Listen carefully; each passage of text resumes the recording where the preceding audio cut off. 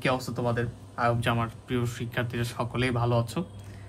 আজকে আমরা ক্যালকুলাস 1 এর মেজর এবং নন মেজরের আবার সাজেশন দেওয়ার চেষ্টা করব পরবর্তী এক্সামের জন্য।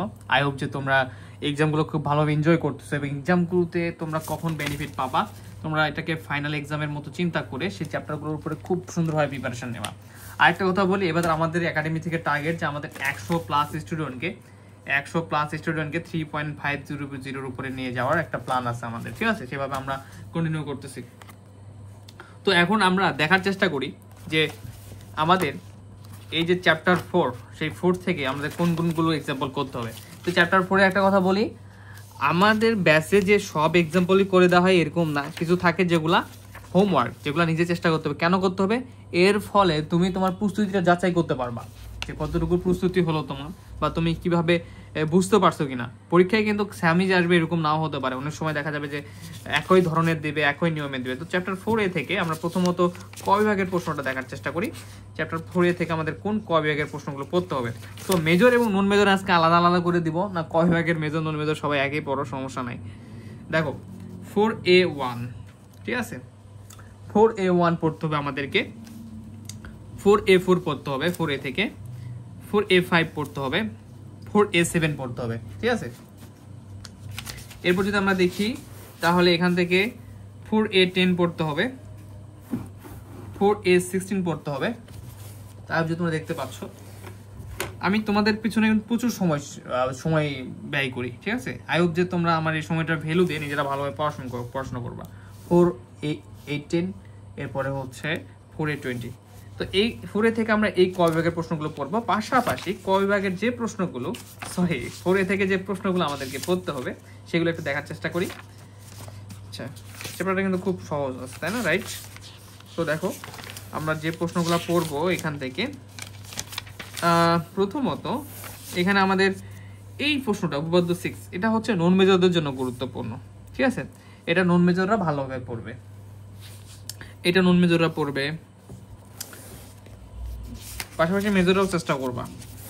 এইটা মেজর এবং নন মেজর উভয়ের জন্যই খুব বেশি গুরুত্বপূর্ণ, ঠিক আছে? আমার কাছে 23 সালের প্রশ্নটা নাই, যদি 23 সালে এসে থাকে সেগুলো বাদ দেবা, তোমাদের সাজেশনে দেখবা বা বই দেখবা যে 23 সালের প্রশ্নটা আছে, সেটা যেটা আসে ওটা বাদ দেবা। তো এই প্রশ্নটা খুব বেশি গুরুত্বপূর্ণ এবং এটা কিন্তু আমাদের ক্লাস দেওয়া আছে। দেখবা ক্লাসে একটা সমস্যা হয়ে গেছে যে অ্যান্সারটা আমরা এটা আসে নাই, কিন্তু আমাদের পরে কি সলভ ক্লাস দেওয়া আছে, সেখানে এটা সলিউশন করে দেওয়া আছে, ঠিক আছে? তোমরা এটা একটু খেয়াল রাখবা। আর যদি কোনো একটা ব্যাচে হচ্ছে ঠিক করে দেওয়া আছে, যদি থাকে থাকলো। তো এরপরে দেখো এখান থেকে আর কোনো প্রশ্ন পড়তে হচ্ছে না, ঠিক আছে?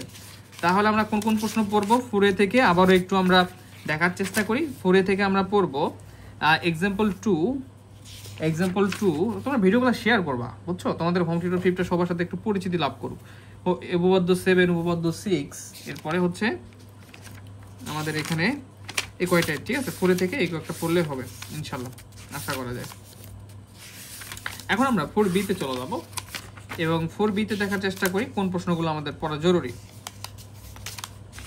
আচ্ছা, 4B থেকে লিবনিজ উপপাদ্য, এটা মনে হয় মেজরদের আসছে, ঠিক আছে? তো মেজরদের গুরুত্বপূর্ণ না, যদি নন মেজরদের না এসে থাকে। নন মেজরের প্রশ্নটা আমার কাছে ছিল কিন্তু একটু সময় স্বল্পতার কারণে আমি এর বের করি নাই, ঠিক আছে? তো তোমরা দেখবা তোমাদেরকে 23 সালে আসছে কিনা। আমি পার্সোনালি সরি, এই প্রশ্নটা নিয়ে আমার বসা উচিত ছিল, যেহেতু প্রশ্নটা এই মুহূর্তে আমার কাছে নাই। তো লিবনিজের উপপাদ্যটা তোমাদের নন মেজরদের যদি না আসে খুব বেশি গুরুত্বপূর্ণ, ভালোভাবে পড়বা। আর মেজরদের 2023 সালে আসছে, সব প্রয়োজন নেই। এখন আসি নন মেজরদের জন্য এই 2 নাম্বারটা করতে হবে, ঠিক আছে? x³ ln x, হয়তো এটা পেজ ক্লাসে করানো নাই, বাট আমি একটু বলে দিই। এখানে দেখো লিবনিজ উপপাদ্যে n বার অন্তরীকরণ করবা। লিবনিজের সাহায্যে কতবার? n তম বার অন্তরীকরণ করবা। খুবই ছোট, অথবা 2টা লাইন তোমরা মুখস্থ করে রাখতে পারো, অথবা আমি ক্লাস দিয়ে এক সময় করে বুঝাই দেবো, অথবা তোমরা এখন তো সময় নেই, এখন তোমরা একটু বোঝার চেষ্টা করবা, ঠিক আছে? তাহলেই হবে, যেভাবে আমরা করিয়েছি সেভাবেই করবা। আচ্ছা, এরপর দেখো 2 নাম্বারটা, এটা মেজরদের জন্য খুব বেশি গুরুত্বপূর্ণ, 2 নাম্বারটা। এরপর উদাহরণ 3-এর 2 নাম্বারটা, এটা হচ্ছে নন মেজরদের জন্য গুরুত্বপূর্ণ, ঠিক আছে? উদাহরণ 3-এর 2 নাম্বারটা। উদাহরণ 5-এর এটা হচ্ছে মেজর এবং নন মেজর উভয় করবা, তোমাদের সকলের জন্য উদাহরণ 5টা লাগবে। এরপর যদি আমরা দেখি উদাহরণ 6 নন মেজরদের জন্য করতে হবে, নন মেজরদের জন্য করতে হবে, ঠিক আছে। এটা উদাহরণ 7 হচ্ছে মেজর এবং নন মেজরদের জন্য খুব বেশি গুরুত্বপূর্ণ। একটা যদি আছে এখানে, তোমরা 23 সালের প্রশ্নটা নিয়ে বের করবা যে এই 4B চ্যাপ্টার থেকে যে প্রশ্নগুলো আসছে সেগুলো বাদ দিয়ে তারপর করবা, ঠিক আছে। আমি যেহেতু প্রশ্নটা আমার কাছে ছিল না, এরপরে তোমাদের এই যে উদাহরণ 10 করতে হবে নন মেজরদের জন্য, খুব বেশি গুরুত্বপূর্ণ, মেজরদের জন্য খুব বেশি গুরুত্বপূর্ণ, ঠিক আছে। মেজরদের জন্য খুব বেশি গুরুত্বপূর্ণ, নন মেজররাও করবে এটা মেজরদের জন্য খুব বেশি গুরুত্বপূর্ণ। এক্সাম্পল 12 মেজরদের জন্য খুব গুরুত্বপূর্ণ, নন মেজরদের না করলেও হবে, সমস্যা নাই। এক্সাম্পল 13 মেজর এবং নন মেজর উভয়ই করবে। এবং এই চ্যাপ্টারের ব্যাপারটা কি, তোমরা যদি দুটা বা একটা ম্যাথ করতে পারো এবং আগে বিগত চ্যাপ্টারগুলো যদি বুঝতে পারো তাহলে এগুলোতে কোনো সমস্যাই থাকবে না, ঠিক আছে।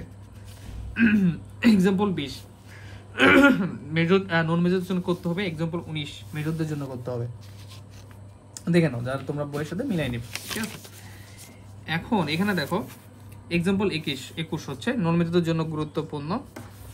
এক্সাম্পল 23 মেজরদের করতে হবে।